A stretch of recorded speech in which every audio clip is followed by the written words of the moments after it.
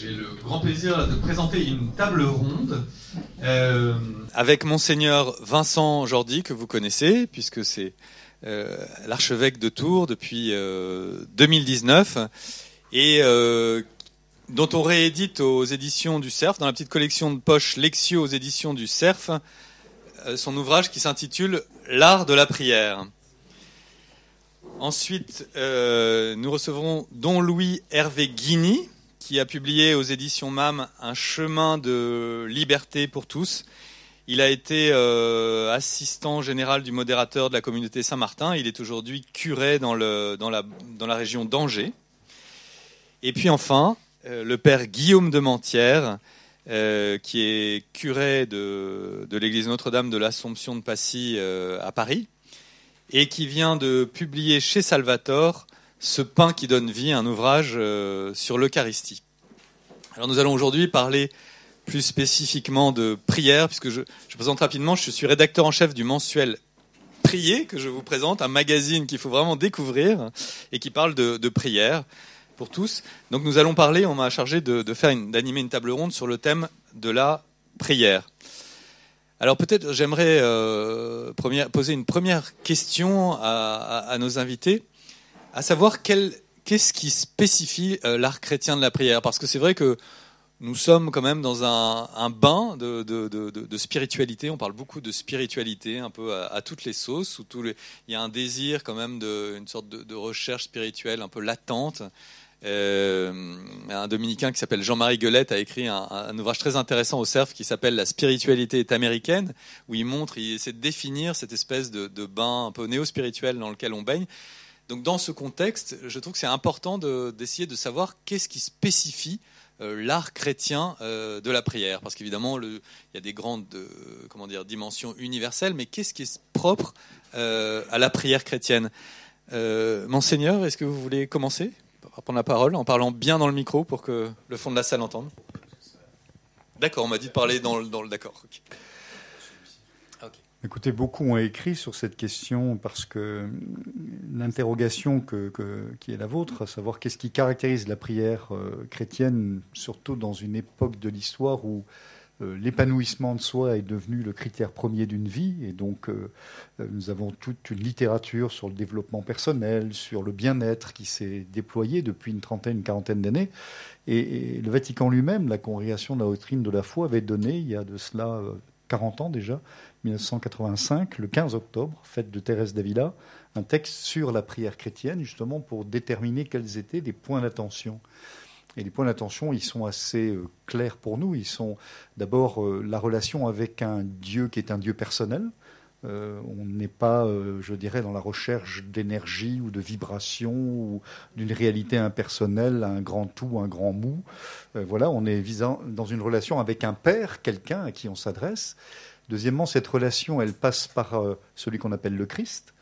Et donc la personne de Jésus-Christ au cœur de la prière chrétienne. Par lui, avec lui, en lui, on le dit au cœur de la grande prière qu'est l'Eucharistie.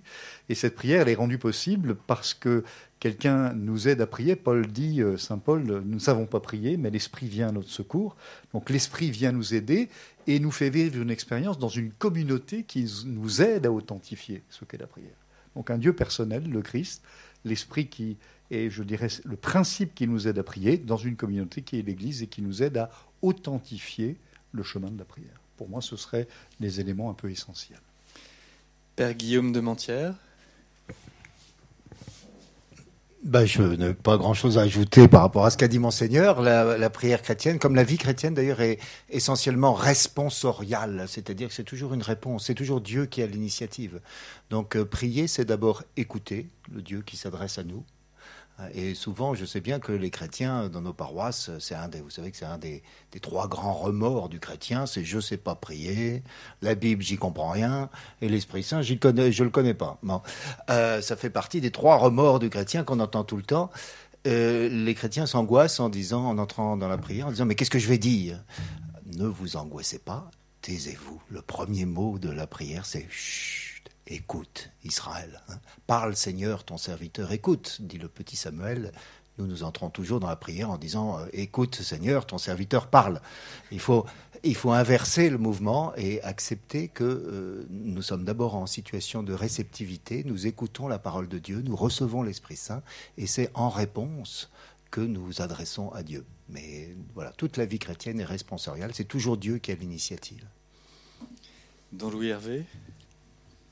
Alors, si la prière, c'est le premier acte de foi que nous faisons, je dirais que la spécificité de l'art chrétien, de la prière chrétienne, c'est que nous pouvons prier n'importe comment, avec notre corps, notre psychologie, notre intelligence, notre cœur, notre volonté, dans la mesure où c'est un don de Dieu, c'est un acte théologal. La manière dont c'est passé ensuite fait qu'on peut prier n'importe comment, à partir du moment où c'est irrigué par l'acte de foi. C'est ce qui fait qu'elle est universelle. C'est ce qui fait que d'ailleurs les chrétiens se sont souvent appropriés des méthodes, des techniques qui venaient même d'autres spiritualités, si c'est irrigué par l'acte de foi, puisque Dieu est universel.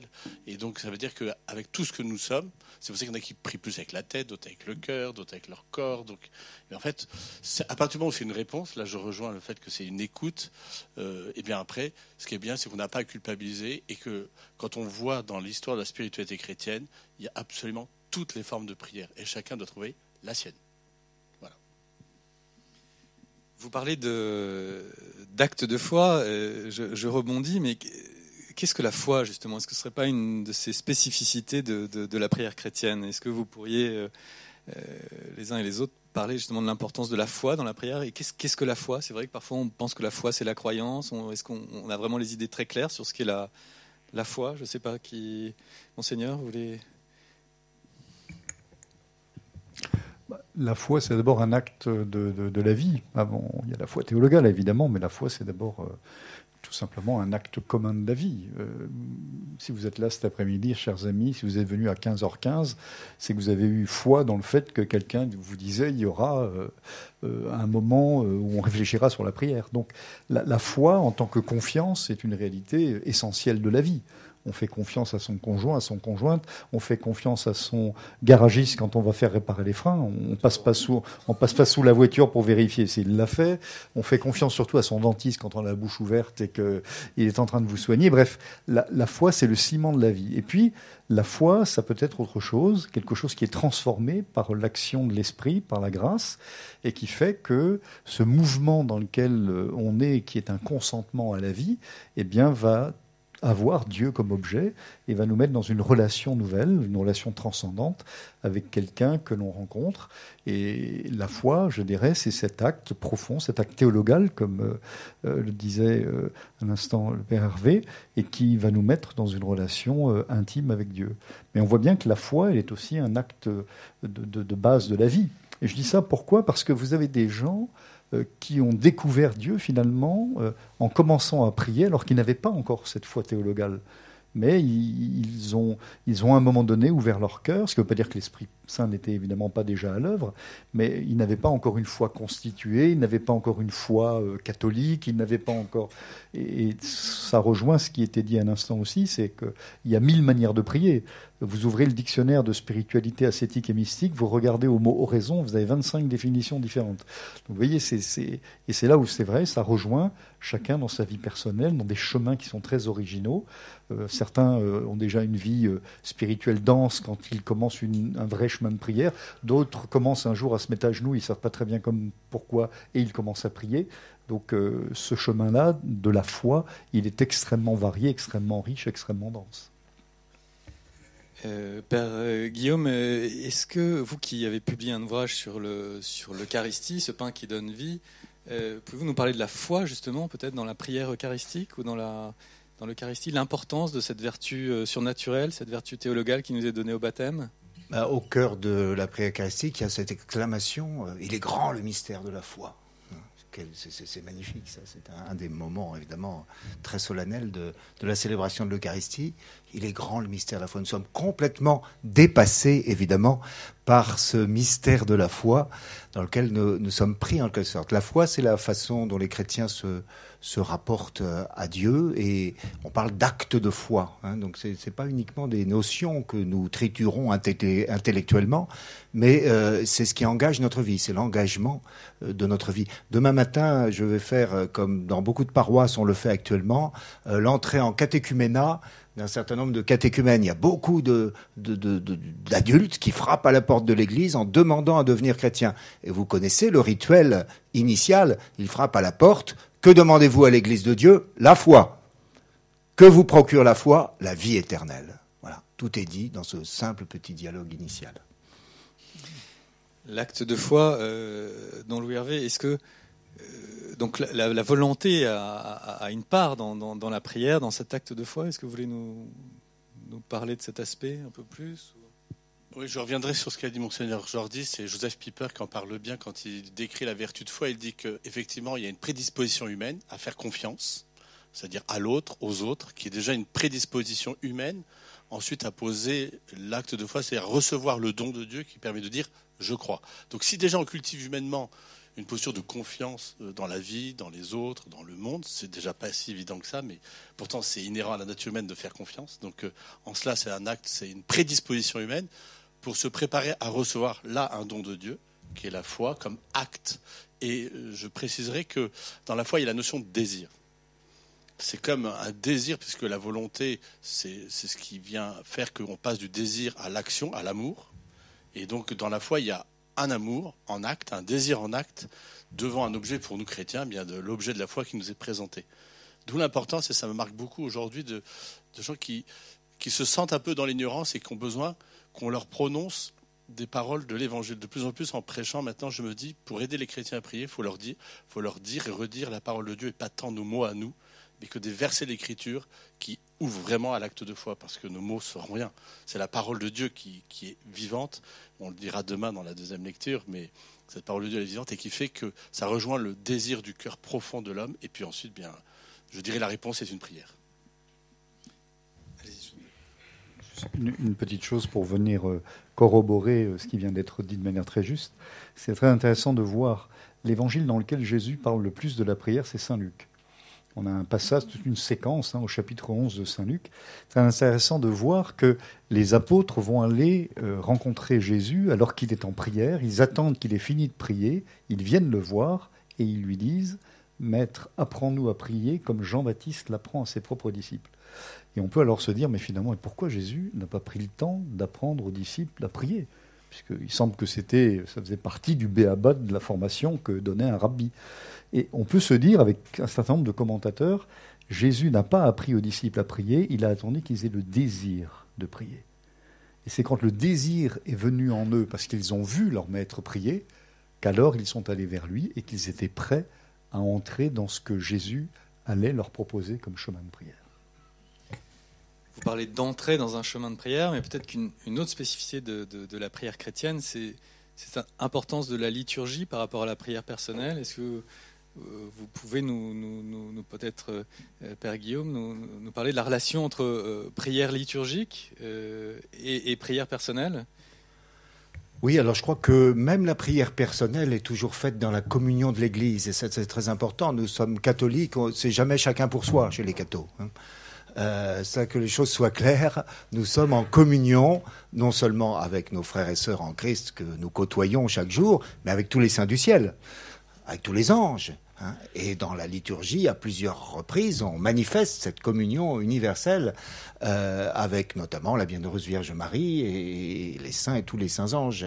Donc nous sommes en communion profonde et on prie toujours dans la communion de toute l'Église, même si, conformément d'ailleurs au précepte du Seigneur, on entre dans sa chambre pour prier le Père dans le secret. Même là encore, c'est pas une prière individualiste, c'est une prière dans la communion de toute l'Église. Et c'est quand même très frappant qu'effectivement, quand le Seigneur nous apprend à prier, il nous dise d'abord, quand tu veux prier, entre. Le premier mot, c'est entre. Le premier mot de la prière, c'est entre. Comme le fils prodigue, qui entre en lui-même pour revenir vers son Père. Donc il faut toujours entrer, il y a ce mouvement d'intériorité qui est essentiel à la prière, mais cette intériorité qui ne nous coupe pas de nos relations, au contraire, cette intériorité dans laquelle on va retrouver le lien avec le Christ, et le Christ est le seul être qu'on puisse continuer à aimer sans cesser d'aimer les autres, comme dit Madeleine Delbrel. Et effectivement, nous entrons en nous-mêmes et nous nous adressons à Dieu en disant, non pas mon Père, mais notre Père. La grande prière que Jésus nous a apprise n'est pas une prière, je dirais, même si nous la disons seule, qui est une prière de solitude. Nous disons Notre Père parce que nous le disons par la communion des saints avec tous ceux et celles à qui nous sommes unis. Et c'est la raison pour laquelle l'Église, d'ailleurs, a légitimé dans son histoire la vie recluse ou la vie d'ermite. L'ermite n'est jamais seul. Il a été baptisé, il a été plongé dans le Christ, il est membre d'un corps, et chaque fois qu'il prie, il prie comme membre de ce corps, et sa prière irrigue toute l'Église. Et je crois que quand Élisabeth Le Sœur disait « toute âme qui s'élève élève le monde », ça veut dire qu'il y a cette communion des saints qui nous permet de n'être jamais seuls, et il y a cette prière que Jésus nous a donnée, qui est une prière de frère, qui nous fait dire « notre Père » et non pas « mon Père ». Je vais bien rajouter quelque chose sur la distinction ou le lien entre prière liturgique et prière personnelle. Combien de fois je me suis dit, j'étais au séminaire, donc on avait les laudes et après l'oraison. Et quand je m'asseyais après les laudes, je me disais, bon, maintenant je prie.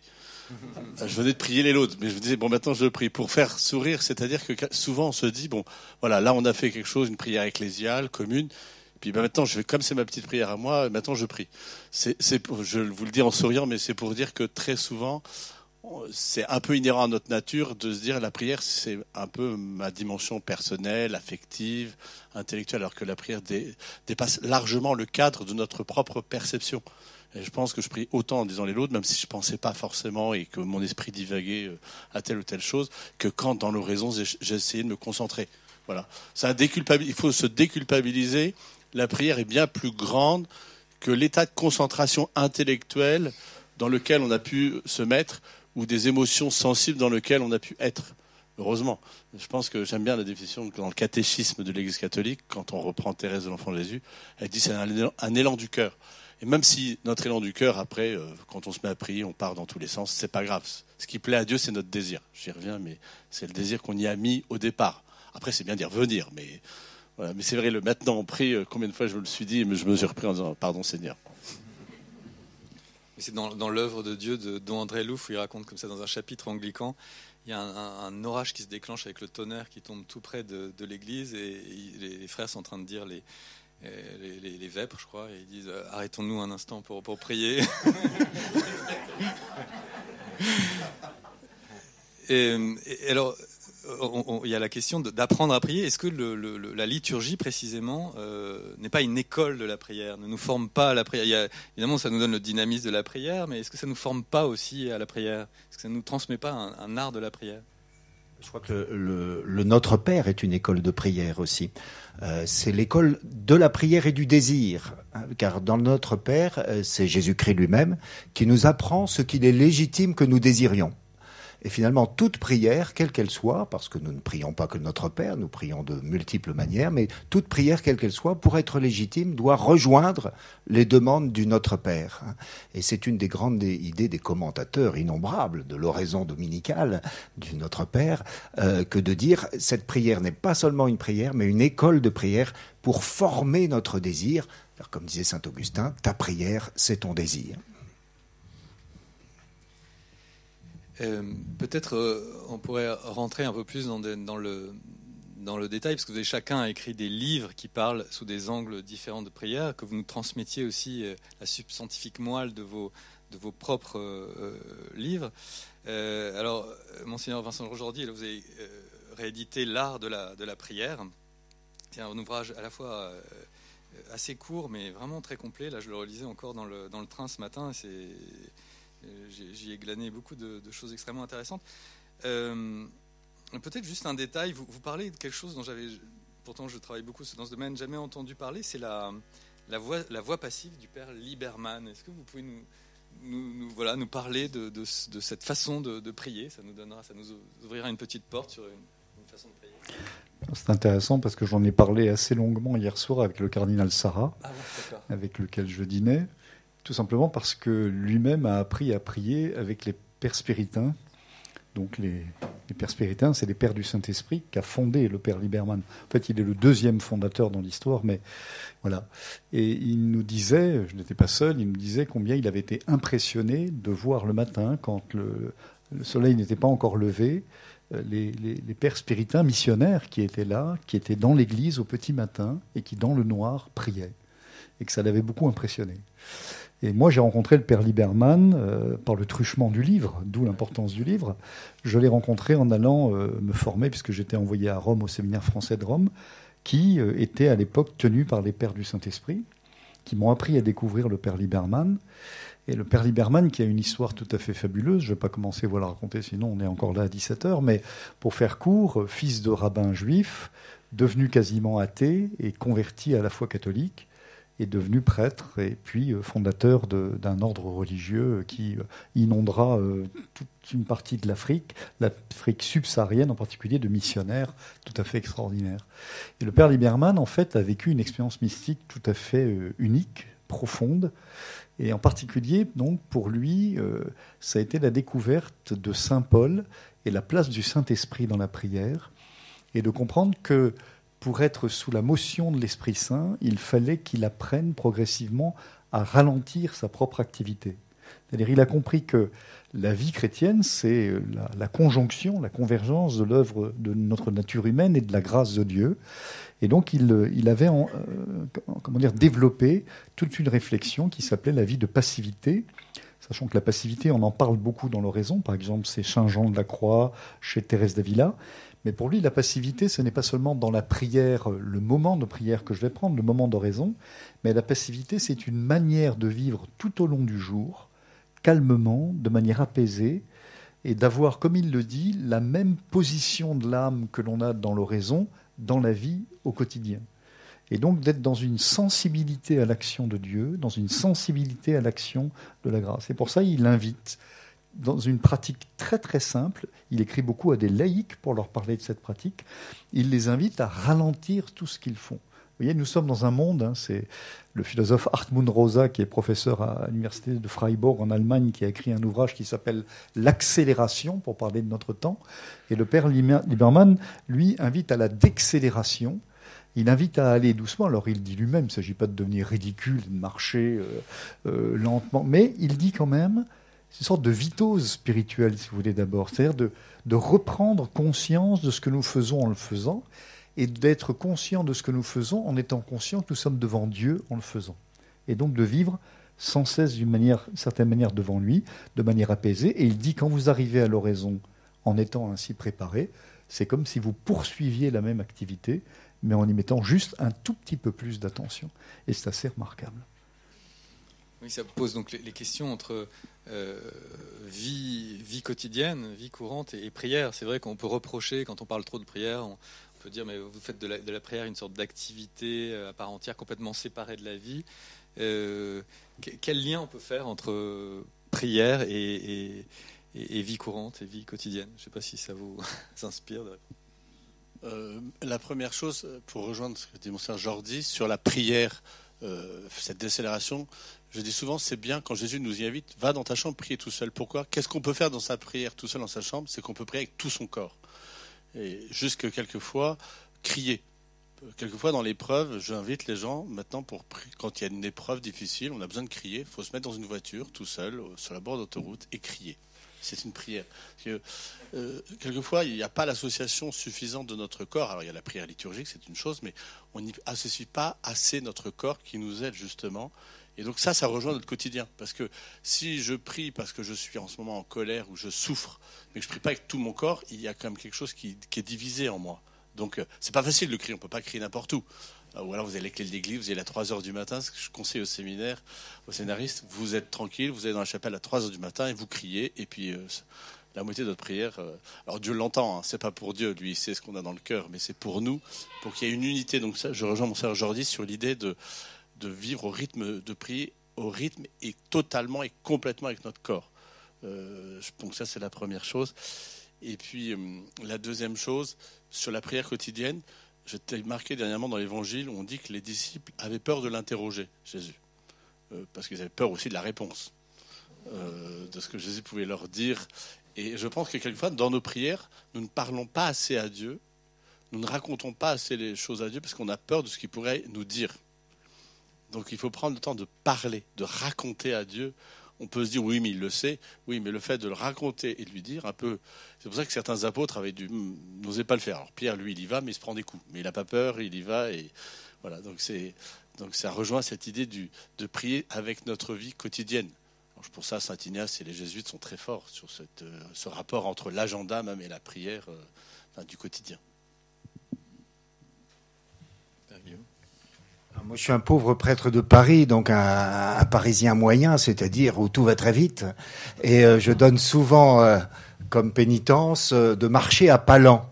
C'est une des signes bibliques de la pénitence. Il y a 3 signes. Il y a le déchirer ses vêtements, prendre le sac et la cendre et marcher à pas lents. Alors c'est une belle pénitence qu'on peut donner au confessionnal, de marcher à pas lents. Et c'est vrai que c'est très important, comme le disaient les 2 autres intervenants, de faire l'unité de sa vie de prière et de sa vie quotidienne, car tout ça c'est la vie selon l'esprit.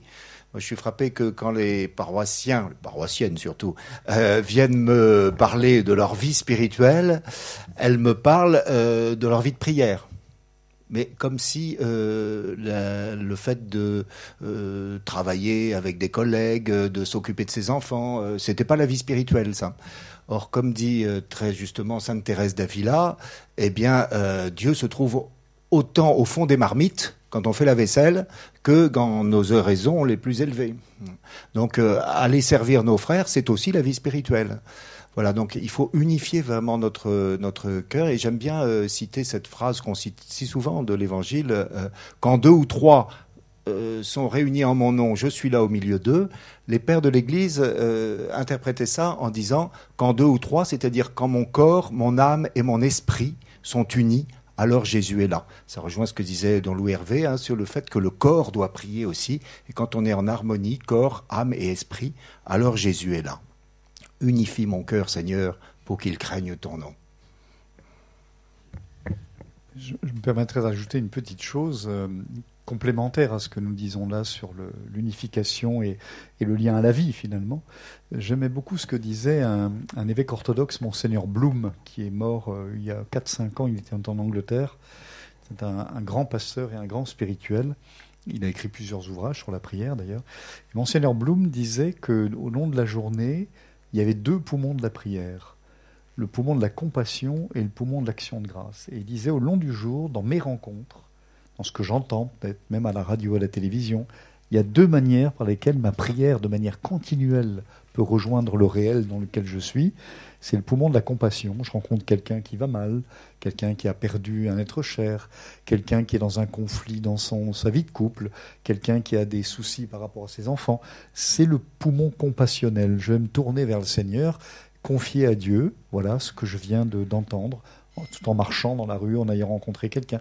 Et puis il y a ce 2e poumon, ce poumon de l'action de grâce. J'ai entendu une joie, j'ai fait une rencontre heureuse.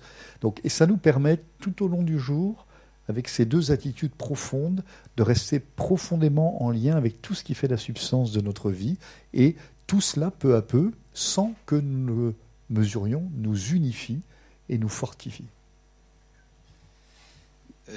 Dans Louis Hervé, vous avez publié donc chez MAM un chemin de liberté pour tous, où vous soulignez la dimension du combat spirituel, de la prière comme combat spirituel. Est-ce que vous pourriez nous en parler un petit peu ? Alors, 2 petites choses, ça de mes dada. D'abord, si dans la prière, votre regard est dans la culpabilité, passez de la culpabilité à la contrition et prenez du recul sur ce que les prêtres disent dans les sermons. Parce que quelquefois, on veut vous parler de la prière, mais on parle de la prière, mais à force, on vous fait plus culpabiliser que rendre grâce sur déjà le fait que vous priez déjà beaucoup, et peut-être quelquefois plus que nous. Donc, je dis ça parce que souvent, on veut inviter les gens à prier, mais on veut inviter les gens à prier, voilà. Et en fait, au lieu de vous aider à grandir, on injecte encore un peu plus de culpabilité. C'est pas le but du jeu.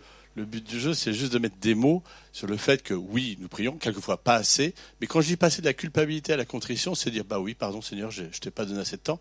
Mais ça, c'est de la contrition, c'est-à-dire dans une relation de quelqu'un qu'on aime, bah ouais, là, j'ai pas été assez présent. Mais il faut pas vivre toute sa vie, des journées entières, bah, j'ai pas prié cette semaine, j'ai pas prié aujourd'hui. Et finalement, alors qu'en fait, on a été en relation avec Dieu. Parce que quand on est trop dans un jugement moral sur notre prière, finalement, on passe à côté de la joie déjà d'être dans la prière. Voilà. Donc, et je dis nous les prêtres, mais c'est vrai quelquefois même entre laïcs, enfin, il y a quelque chose qui ne va pas toujours bien. Ça part d'un bon sentiment, mais on part du bon sentiment et ça finit à entretenir une mauvaise culpabilité. Voilà, ça c'est la première conviction. Et la deuxième, c'est la distinction que je fais entre l'épreuve et la tentation.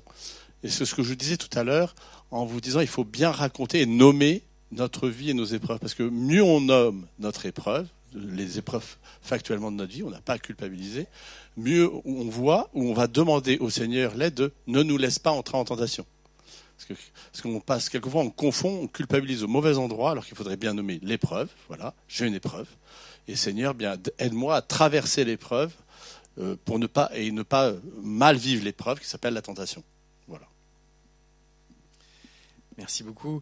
Père Guillaume, est-ce que vous pourriez nous, évidemment, au cœur de notre vie chrétienne et donc de notre prière, il y a le mystère de l'Eucharistie. Je me dis qu'il y a peut-être des choses pratiques à redécouvrir pour vivre de façon plus intense l'Eucharistie, comme la préparation à la messe et puis l'action de grâce dont on parle pas tant que ça, non ? Oui, alors je cite dans mon livre Saint Tardini, qui est un saint libanais qui avait obtenu de ses supérieurs de dire la messe à midi tous les jours. Alors on disait, mais pourquoi midi ? On a toujours dit la messe le matin, pourquoi à midi ? Il disait, parce qu'ainsi j'ai la matinée pour me préparer à la messe et l'après-midi pour rendre grâce pour la messe. Voilà. Donc il faut mettre la messe évidemment au cœur de notre vie chrétienne, c'est-à-dire l'action de grâce, puisqu'il faut rappeler que Eucharistie, ça veut dire merci, et que c'est notre vie qui doit être eucharistique. Notre vie doit être une action de grâce. Et aujourd'hui, je crois que nos frères juifs fêtent Yom Kippour, et j'aime bien m'inspirer de la spiritualité juive des Borakot, c'est-à-dire des bénédictions.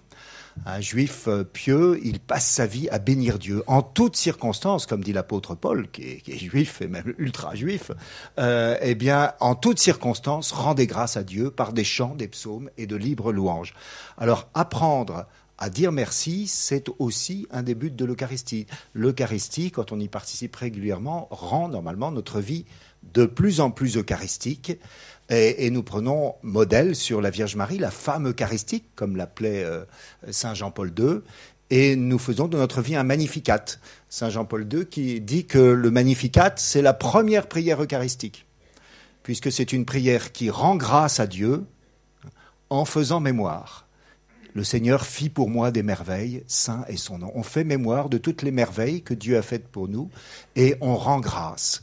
Et on rend grâce d'abord pour Dieu, parce qu'il est Dieu.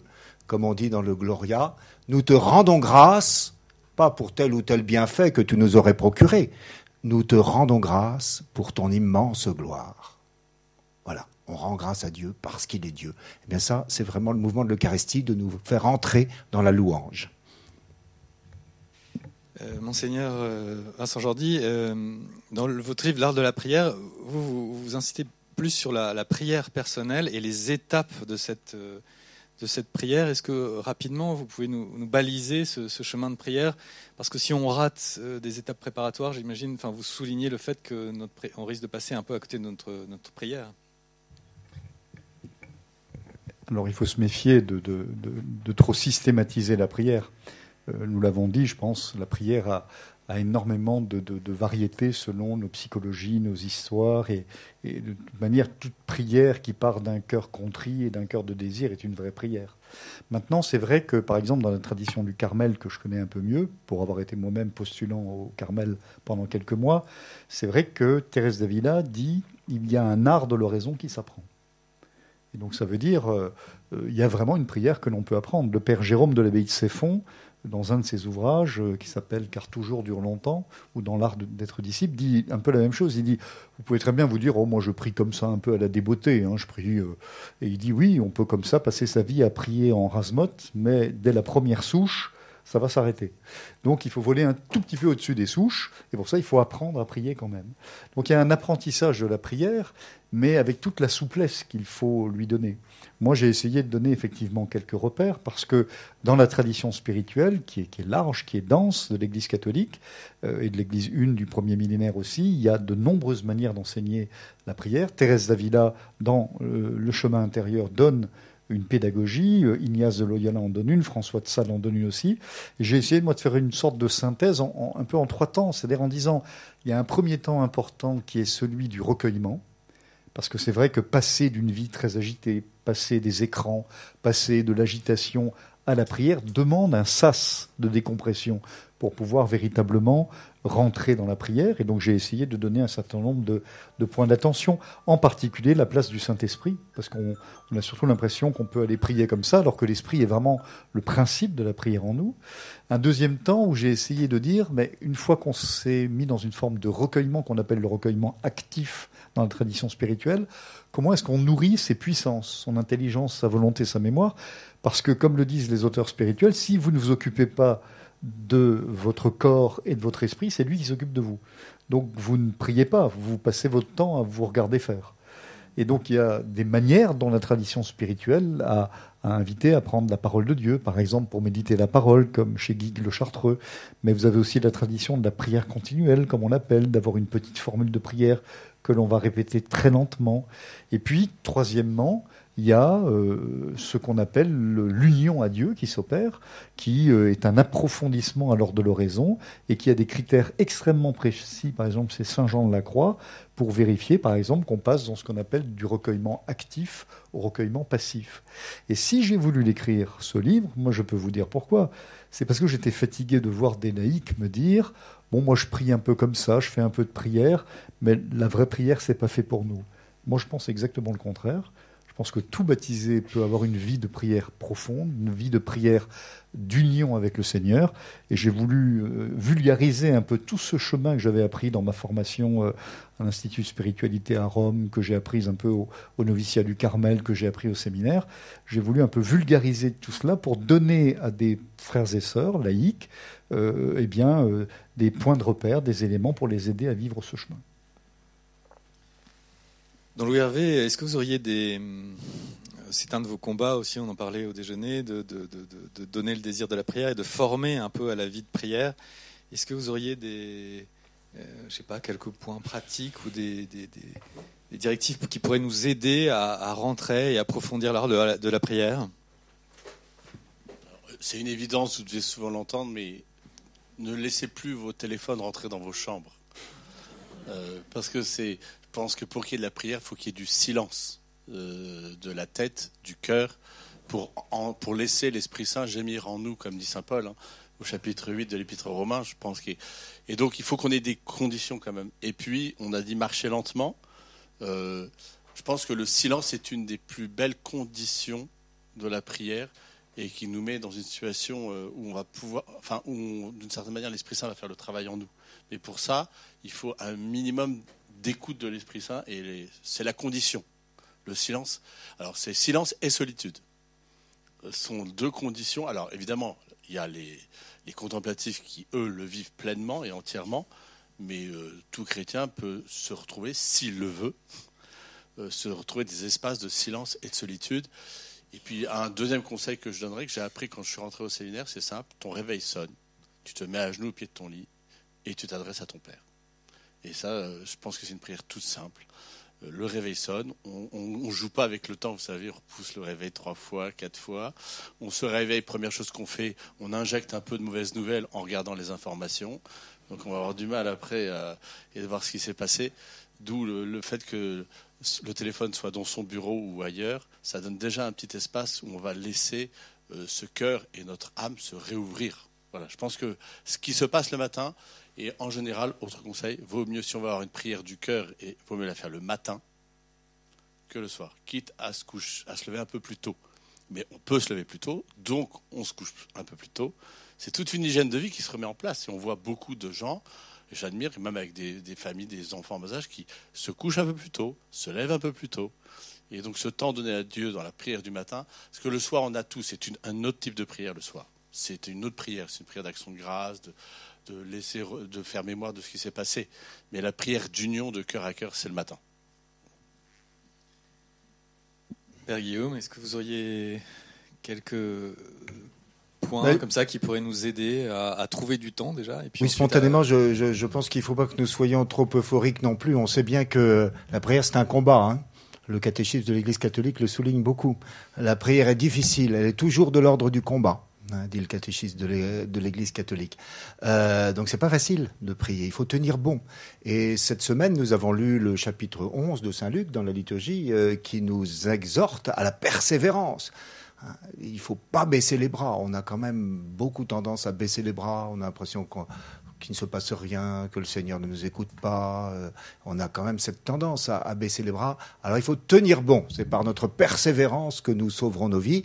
Et pour tenir bon, il est bon aussi d'être inventif dans la prière. C'est un conseil que je donne beaucoup parce que souvent je reçois des gens qui prient de la même manière depuis qu'ils sont petits enfants. Alors certes, la prière de l'enfance a tout son charme et toute son efficacité auprès de Dieu.